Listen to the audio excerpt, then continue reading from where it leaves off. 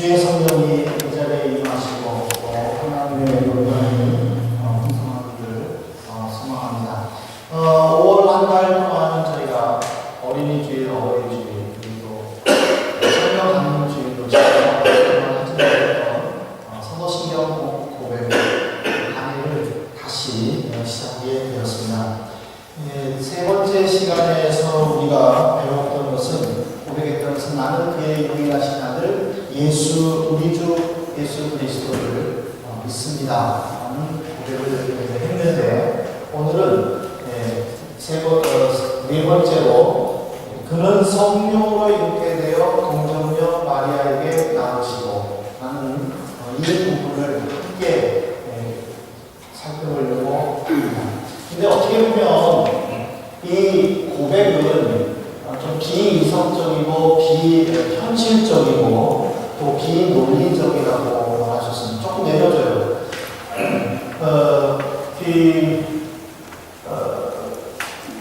사람의 그 탄생은 이 생물학적 관계를 떠나서 말할 수는 없지 않습니까? 아무리 처녀가 아이를 낳느냐고 말할 수 있는 현재의 시대라 할지라도 생물학적 관계가 없이 사람을 탄생시킨다는 것은 참 비논리적이죠. 예. 그리고 또 하나는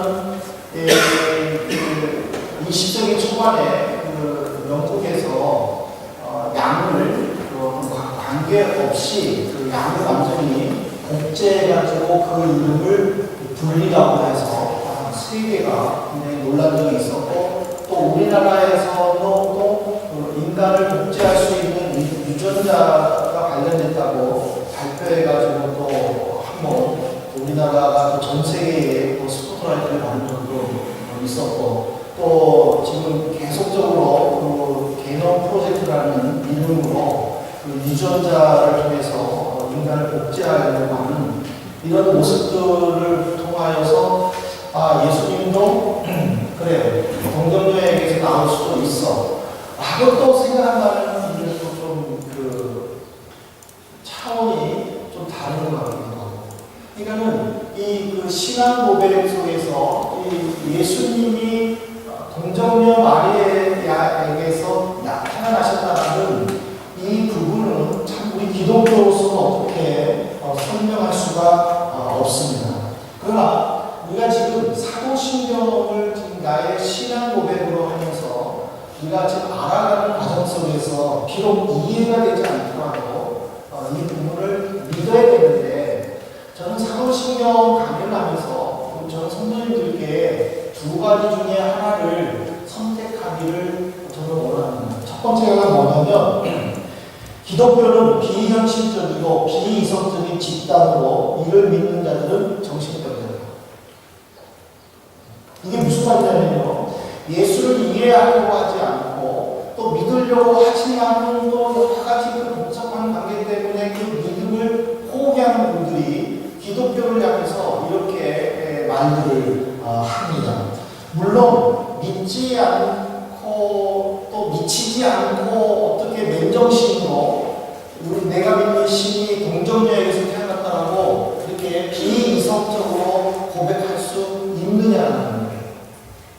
근데 심지어 우리조차도 예수 믿지 않는 사람들에게 이 부분을 인정하기 위해서는 내가 먼저 이해해야 한다, 그런 주장을 해서는 안 됩니다. 왜냐하면 기독교의 진리는 내가 이해할 수 있는 범위보다 내가 알지 못하고 이해하지 못하는 부분들이 더 많기 때문이라는 거예요. 그래서 이 믿음의 고백은 바로 그 믿음이라는 기초가 없이는 어느 누구도 접근할 수 없다는 사실입니다. 그런데 또 이 신앙 고백을 통해서 두 번째로 제가 말씀드리고 싶은 것은, 하나님 앞에서 겸손하게 무조건 제가 믿겠습니다 라고 엎드려야 된다는 사실입니다. 이게 무슨 말이냐면, 내가 말씀을 연구해요. 내가 여러 가지를 이해하려고 노력을 합니다. 그리고 믿으려고 발버둥을 칩니다. 그런데 믿으려고 힘을 쓰고 써볼수록 점점 끊어지지 않고 못하겠다 라는 것보다는 그래도 내가 믿어야 되겠다. 그럼 믿음의 고백을 하나님께 드려야 된다는 사실입니다. 왜냐하면 이것은 성도의 자세고 하나님이 우리에게 요구하는 믿음이기 때문입니다. 그래서 저는 이 새로운 신경을 우리 성도님들과 함께 강의하면서 우리 성도님들이 둘 중에 하나 선택하셔야 돼요. 하나는 이건 도저히 내가 미치지 않고서는 믿을 수 없는 정말 비이성적인 집단이다 하고 박차고 나갈 것인지, 아니면 힘들어도 그래도 나는 하나님 앞에서 믿어야 되겠다. 그리고 내 연약한 믿음을 하나님의 은혜 가운데에 채워야 되겠다는 그런 겸손한 고백을 하든지, 이 둘 중에 하나를 결정을 하셔야 우리의 믿음이 성장하든지 아니면 다른 신앙을 찾아가든지 할 수 있다는 거예요. 근데 그럼에도 불구하고 왜 기독교가 이 세상에서 존재하고 있습니다. 이 세상에 존재하는 어떤 종교들보다도 기독교만큼 박해받고 또 멸시받는 종교는 없습니다. 그럼에도 불구하고 다른 종교보다도 더 많은 사람들이 따르고 더 많은 기적들이 일어나는 이유가 뭐냐는 거예요. 그것을 우리 성도님들이 그는 성령으로 잉태되어 동정녀 마리아에게 낳으시고 라는 이 고백을 통하여 발견하기를 주님의 이름으로 부탁을 드립니다. 이제 한 문장씩 한번 따로들여서 한번 생각을 해보십시다. 그는 성령으로 잉태되어 엠팡겐 드르게 하이게 나이스 보이로 그들이 있는데, 인간으로서 예수님의 출생은 예수님이나 성령님이나 또 사람의 뜻에 의해서 나타나지 않았다라고 분명히 선언하고 있습니다. 이 구약성경에 보면 메시아의 출생에 대해서 여러 번 강조했는데, 특별히 원시복음이라고 할 수 있는 창세기 3장 15절에 제일 먼저 메시아의 출생을 하나님께서 선언하셨습니다. 보십시오. 내가 너를 여자와 원수가 되게 하고 또 내 후손도 여자의 후손과 원수가 되게 하리니 그랬습니다. 이 여자와 원수가 되고 내 후손도 여자의 후손과 원수가 되겠다 그랬습니다. 이 말이 이 너가 누구냐는 거예요. 이 말은 이 너는 바로 사탄을 의미합니다. 하나님께서 아담과 하와에게 선악과를 까먹으면 죽는다라고 경고하셨습니다. 근데 사탄이 하와를 찾아오는 거예요. 이 열매를 먹어도 너는 죽지 않는다. 그 사탄의 말에 하와가 먹었고 그리고 아담을 먹였습니다. 바로 그 순간에 하나님이 나타나신 거예요. 아담아, 내가 어디 있느냐. 근데 이미 아담과 하와는 선악과를 먹으러 눈이 밝아져서 자신의 현실을 인식하게 되었고 창피해서 나무 밑에 숨어 있었습니다. 바로 그 나무 밑에 숨어있던 그 아담 바로 위에서 하나님은 묻습니다. 누가 먹어가려고 그것을 먹게 하였느냐. 그래서 하나님께서는 이 사탄에게 바로 저주를 한 것입니다. 너의 후손과 또 여자의 후손이 원수가 되고, 그러면 이 여자의 후손이 누구냐? 바로 이 여자의 후손은 메시아라는 사실입니다. 왜냐하면요, 여자의 후손은 내 머리를 상하게 할 것이다.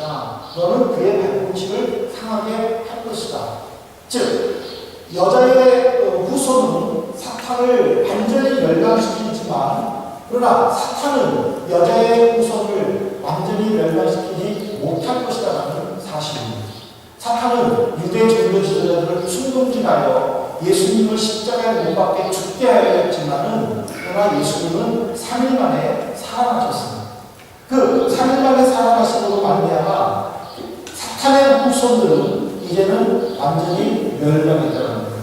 지금도 우리에게 믿음의 유혹으로 하나님을 믿지 못하도록 우리를 끊임없이 유혹하지만, 우리가 예수의 이름을 부를 때에 사탄의 시험에서 물리칠 수 있다는 거예요. 오늘도 우리의 마음속에서는 충분히 싸울 수도 있었습니다.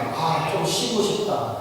조금 10분만 더 묵고 싶다. 그런 유혹들이 있지만 예배 시간에 맞춰서 가기 위하여 일어나서 준비하여 늦지 않고 이 자리에 올 수 있었던 것은 바로 그 사탄의 유혹을 물리쳤던 것이고, 그 유혹을 물리칠 수 있도록 만든 이가 바로 예수 그리스도라는 사실입니다. 그래서 이 3장 15절의 이 메시아의 이 탄생의 예언으로 말미암아 구약에 있는 많은 선지자들은 예수 그리스도 메시아가 이 땅에 태어날 것을 선언하셨습니다. 하지만 이사야서에 보면은요, 이 그 동정녀에서 탄생된다는 이 말로 인해 가지고 우리에게는 좀 많은 어려움들이 있습니다. 그래서 존 피어슨 주교는 자신의 사도신경이라는 책에 6가지로 이렇게 결론을 내렸는데, 이렇게 제가 소개를 드린다면, 그리스도는 성령의 역사로 동정녀 마리아의 몸에서 잉태되었다. 그리스도에게는 육신의 아버지가 없으며 단지 요셉의 아들이라고 일컬었을 뿐이다. 우리는 잉태 과정, 즉 처녀가 성령에 의하여 잉태되는 과정을 설명할 수 없다. 그러나 우리는 예수 그리스도께서 다른 누군가 아닌 그의 어머니 마리아라는 실제적인 인물을 통하여 인간이 되심을 안다. 그 어머니를 통해서 예수님은 다윗과 아브라함의 자손이 되셨다. 하나님의 어린 양의 존재 아들이신 그리스도의 완전 무죄성을 믿기 위해 우리는 동정녀 탄생의 교리를 믿어야 한다. 이 말은 무슨 말이냐면, 제가 한마디로 요약을 해준다면, 동정녀 탄생의 교리가 내 이성적으로 이해되지 않는다 할지라도 하나님의 말씀이라면 우리는 그 말씀을 받아들이는 겸손함이 있어야 된다는 사실입니다. 내가 신앙 세계 속에서 내가 이해되지 않는 부분들을 이해하기 위해서 여러 가지 추리를 하고 여러 가지를 해석하고 알아가려고 하는 그 과정 속에서 믿음이 사라진다는 것입니다. 가장 단순한 것은 내가 이해되지 않지만 믿겠다라고 일단 선언하는 그 겸손한 자세가 중요하다. 그래서 피어슨 주교는 우리에게 동정녀 교리가 어떤 것으로 설명할 수 없지만 그러나 그것을 믿어야 한다라고 외쳤다는 사실입니다. 이 믿음으로 인하여 많은 신앙의 조상들은 순교를 당하고 어려움을 당했습니다. 그것을 제가 결론의 말씀을 드리겠습니다. 두 번째로는 동정녀 마리아에게서 나시고, 이거는 마리아의 상태를 의미합니다. 지금 마태는 구약의 그 예언을 토대로 이 마태복음을 기록했는데, 이사야서 7장 14절에 보십시오. 하나님께서 이사야 선지자를 통해서 주께서 친히 징조를 너희에게 주실 것이다. 보라, 처녀가 잉태하여 아들을 낳을 것인데 그 이름을 임마누엘이라 하라. 처녀가 잉태하여 아들을 낳는다고 했습니다. 이 말이 무슨 말이냐면, 지금 북쪽 이스라엘은 아람 군사와 동맹을 맺어가지고 유다를 침공하기 위해 지금 내려오고 있습니다. 그때의 아하스 임금과 유대 국민들은 이사야 7장에 보면요, 산림이 바람에 흔들리듯이 라는 표현을 하면서 위기 속에서 두려워하고 있었습니다. 근데 하나님께서는 유대를 사랑하셔서 이사야 선지자를 아하스 임금에게 보냈습니다. 왕이시여, 지금 이스라엘이 아람과 동맹을 맺고 우리나라를 침략한다는 것에 조금도 두려워하지 마십시오. 하나님이 지켜주십니다. 근데 만일 두렵다면 왕이시여, 아무리 왕이 생각하기에 이것은 힘들겠다, 이것은 안 되겠다라고 생각하는 그것을 구하십시오. 하나님은 반드시 해결해 주실 것입니다 하고 왕을 조언을 했습니다.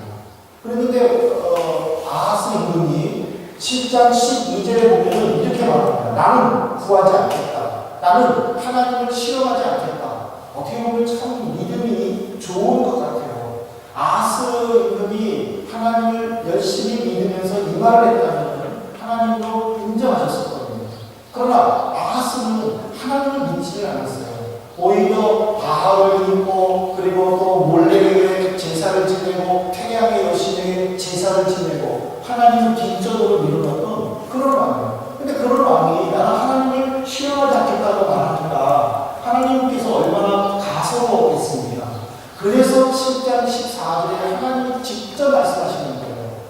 주께서 친히 14절 주께서 친히 징조를 보여주셨다고 합니다. 주께서 친히. 그러니까 너가 나에게 요구하지 않더라도 내가 직접 해주겠다. 얘기를 해요. 그러면서 말씀하시는 선언하시는 거예요. 처녀가 잉태하여 아기를 낳는다. 이 말이 되냐 그 말이에요. 이 당시에는요, 처녀가 아이를 낳으면요 죽어야 되는 세상이에요. 생각과 관계가 없잖아요. 그래서 마태가 이것을 기록했는데 후대의 성경학자들이 이 이사야가 쓰는 이 처녀, 이 구절 놔두세요. 이사야가 썼던 이 처녀, 그리고 마태가 기록했던 처녀를 후대의 성경학자들이 연구를 한 거예요.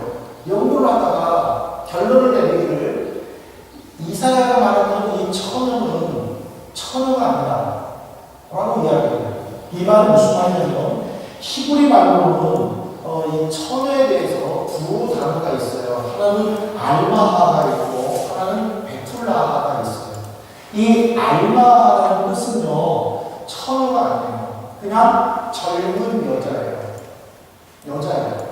근데 지금 이사야는 이 처녀를 베툴라를 안 썼어요.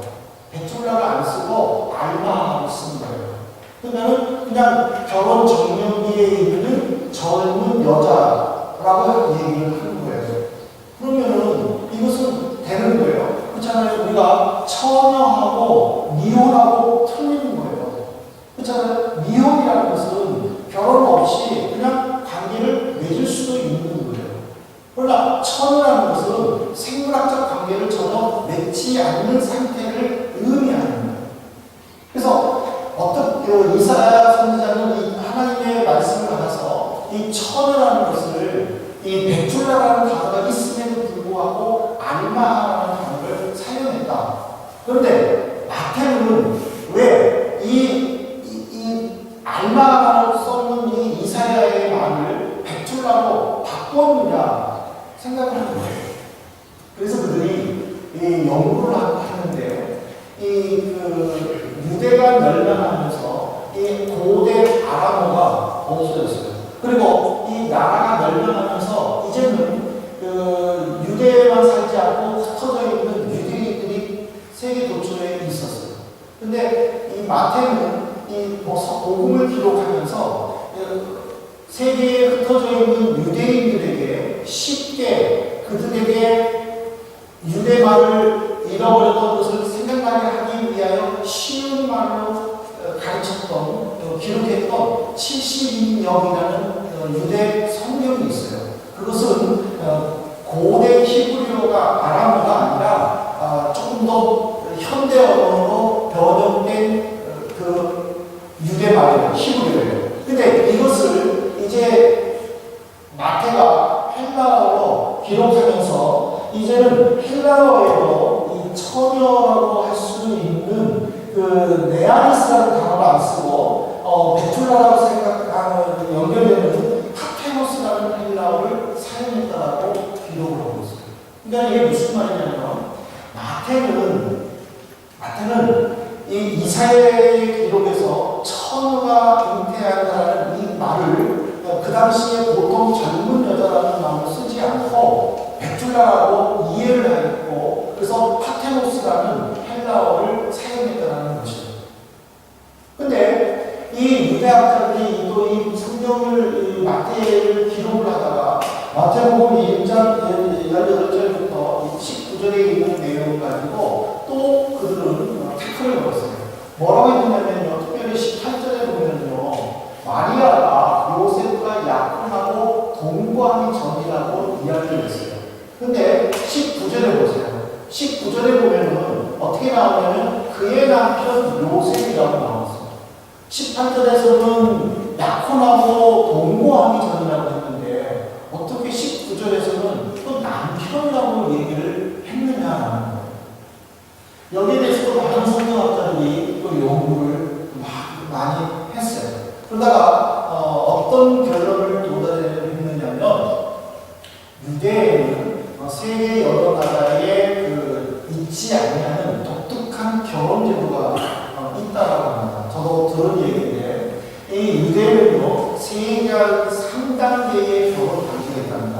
당사자가 아니면 아이가 어렸을 때의 부모님들끼리 서로 아이가 크면 결혼하자 아니면 당사자들끼리 우리가 언제 결혼하자 하고 정혼 그러니까 혼인을 정하는 예식이 있답니다. 그러면 그 혼인이 정하는 예식이 되면 부모님들이 했을 경우에는 아이들이 어느 정도 성장이 되면 이제 그 아이들과 함께 부모님이 이제 언제 결혼하자라고 또 정하는 약혼의 단계가 있다고 합니다. 근데 이 약혼의 단계는 보통 1년을 넘지를 않고 그리고 혼인 신고는 하지는 않았지만 이미 결혼할 거라는 그 말로 인하여 이제는 부부 관계가 성립이 된다는 거예요. 그래서 호칭에는 여보 당신을 사용할 수 있도록 있다라는 시기예요.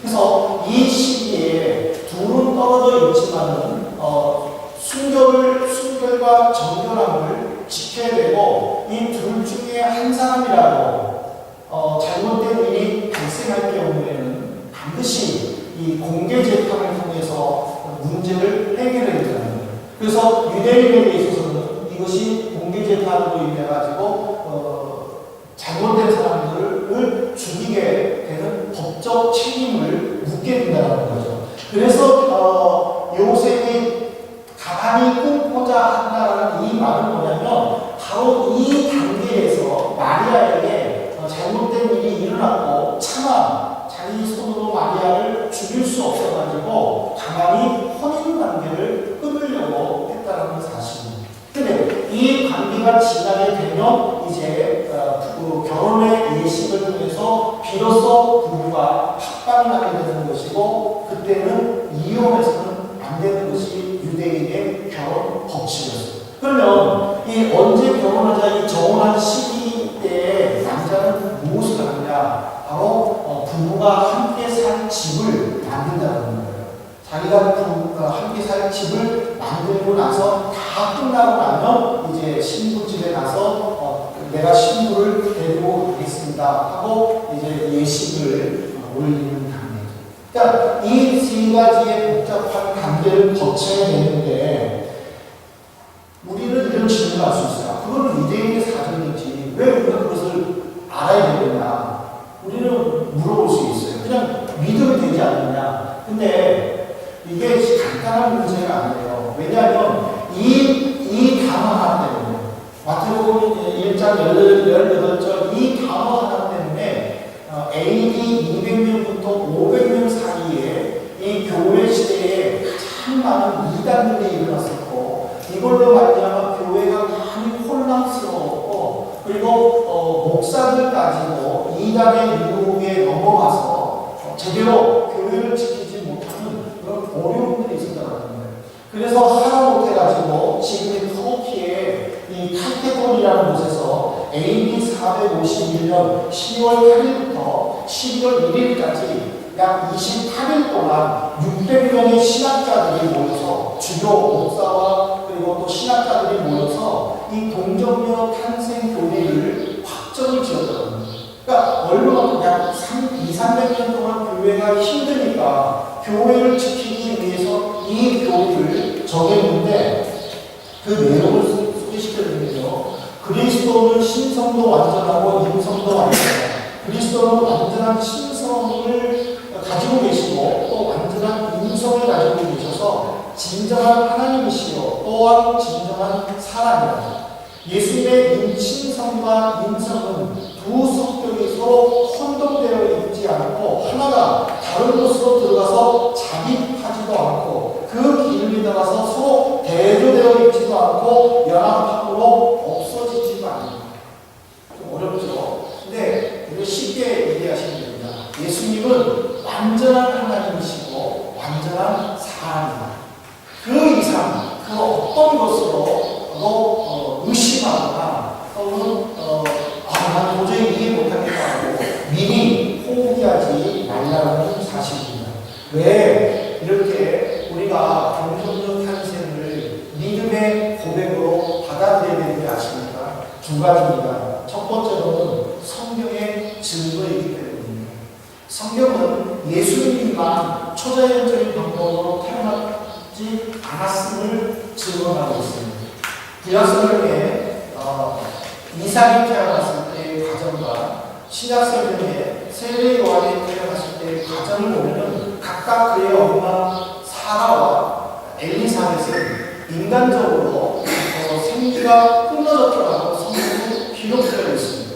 그럼에도 불구하고 이삭이 태어났고 세례 요한이 태어난 것은 하나님의 초자연적인 방법이었습니다. 그럼에도 불구하고 믿지 않는 많은 사람들은 이삭과 세례 요한의 탄생에 대하여 전혀 반대를 하지 않으면서 유독 예수 그리스도의 탄생만을 믿지 못한 설화라고 반대하며 욕하고 있는 것은 인치에 맞지 않습니다. 그러므로 우리는 성경이 증거했기 때문에 우리는 동정녀의 탄생을 믿음의 고백으로 받아들여야 됩니다. 두 번째로 우리가 왜 동정녀 탄생의 교리를 받아들여야 되냐면 예수님의 무죄성입니다. 예수님은 인간이셨지만 죄가 없이 태어나셨습니다. 이 세상에 어느 누구도 사람의 몸으로 태어난 누구도 아무리 깨끗하다 할지라도 죄 속에 태어났습니다. 우리는 흔히 이런 말을 합니다. 저 사람은 법 없이도 살 사람이에요. 근데 이미 법 없이도 살 사람이라고 말하는 그 사람도 법의 지배를 받는다는 것입니다. 왜? 그 사람도 또한 죄인이기 때문이라는 사실입니다.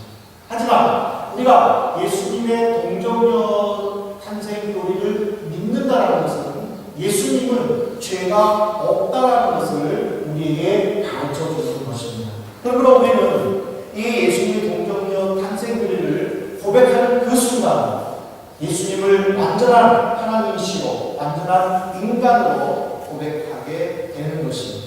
그렇다면 이 고백이 왜 우리가 해야 되느냐? 마지막 결론으로 말씀드리고 마치겠습니다. 여러분 히브리서 11장 37절을 우리 한번 다 같이 살펴보십시다. 히브리서 11장 37절에 보면은 돌로 치는 것과 톱으로 펴는 것과 시험과 칼로 죽임을 당하고 양과 염소의 가죽을 입고 유리하여 궁핍과 환난과 학대를 받았으니, 이 말은 무슨 말이냐면 교회 시대 때에 로마의 박해로 말미암아 예수를 믿는다라고 고백하는 자들이 돌로 맞아 죽었고 톱으로 죽었고 칼로 죽었습니다. 그리고 양과 염소의 가죽을 입고 콜로세움의 냉수에 밥이 되어 있습니다. 왜 이분들이 순교를 당했습니까? 바로 이 고백 때문에 그렇습니다. 나는 전능하신 아버지 하나님, 천지의 창조주를 믿습니다. 나는 그의 유일하신 아들, 우리 주 예수 그리스도를 믿습니다. 이 고백으로 말미암아 바로 죽지 않아도 될 죽음을 맞이했고 당하지 아니할 고통을 당했다는 사실입니다. 그들이 동정녀 탄생의 교리를 믿을 수 없다면 그들은 얼마든지 믿음을 저버릴 수 있습니다. 죽음 앞에 나는 예수 안 믿습니다 라고 예수의 초상 앞에 침 한 번 뱉으면 그들은 살아날 수 있었습니다. 그럼에도 불구하고 침 한 번 뱉으면 끝나는 그 일을 하지 않았고 지금까지 신앙을 지켰기에 우리에게도 복음이 전파되었다는 사실입니다. 내가 받은 복음, 이제 내 후손들에게 또 믿지 않는 누군가에게 전달해야 할 우리의 책임이 이 동정녀 탄생 교리에 막혀서 내가 예수를 믿지 못하겠다라고 중도에 포기한다면 예수를 구세주로 믿고 고백하며 죽음과 고난까지도 당했던 그들의 순교의 피가 헛되이 돌아가게 될 것입니다. 사랑하는 성도 여러분, 나는 전능하신 아버지 하나님, 천지의 창조주이심을 믿습니다. 나는 그의 유일하신 아들 우리 주 예수 그리스도를 믿습니다라고 고백을 했다면 그는 성령으로 잉태되어 동정녀 마리아에게 낳으시고라는 이 문구가 인간적으로는 도저히 이해하지 못한다 할지라도 비이성적인 것이라 결론을 내린다 할지라도 나만큼만은 그것이 내 믿음으로 극복하겠다라는 믿음의 고백이 따라야 합니다. 우리는 이미 하나님을 전능하신 하나님이라고 고백했습니다. 전능하신 하나님이 무엇을 못하겠습니까? 그 하나님은 이 천지를 만드신 하나님이십니다. 그 하나님은 우주를 지금도 섭리하고 계시는 하나님이십니다. 그 하나님이 처녀에게 아들을 낳는 것이 아니라 지금 바로 내 눈앞에 아무런 것도 없이 메시아를 보내주실 수도 있는 분이셨습니다. 우리는 그 하나님을 믿고 고백해야 됩니다. 신앙은, 고백은 내가 이해한다고 믿는 것이 아닙니다. 내가 이해되지 못한다 할지라도 믿음으로 고백하는 것이 신앙입니다. 사랑하는 성도 여러분, 이 한 주간 동안 우리 구원의 섭리를 이끌어 가시는 하나님을 느껴보시기를 바랍니다. 이 한 문장 때문에 내 믿음에 걸림돌이 된다면 그 주님 앞에 우리 몸부림쳐 보시기를 바랍니다. 그는 성령으로 있게 되어 동정녀 마리아에게 나오시고 이 부분을 내가 받아들이게 해주십시오. 이 부분을 내 믿음의 고백으로 할 수 있도록 도와주십시오. 이 한 주간 동안에 이런 믿음의 고백을 할 수 있기를 바랍니다. 우리 특별히 중고등부 학생들, 이 문장이 어려울 수 있지만 여러분들이 어렸을 때에 이 문장을 분명하게 믿음으로 받아들인다면 여러분들의 신앙은 발전할 것입니다. 어느 곳에 있든지 그 하나님을 나의 구세주로 고백하며 증거하실 것입니다. 이 한 주간 동안 성령으로 있게 되어 동정녀 마리아에게 나시는 예수 그리스도를 마음에 영접하시고 그 주님과 함께 이 한 주간도 축복된 삶을 사시기를 우리 주님의 이름으로 축복합니다. 기도하시겠습니다. 잠시 통성으로 기도하십시다. 이 문장이 내게는 힘들고 어렵지만 주님 믿게 해주옵소서. 우리 함께 기도하시겠습니다. 자비로우신 아버지, 시간에 주님 그리고 예수 그리스도 우리의 모습을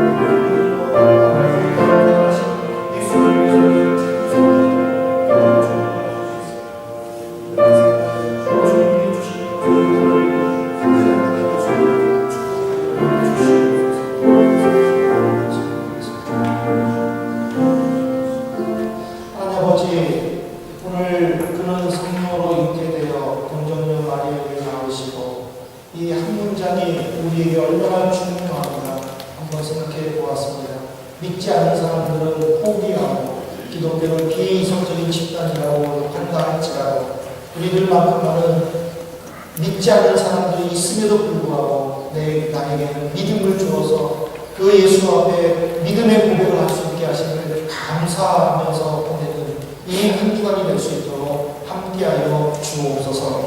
예수 그리스도 이름으로 기도드립니다.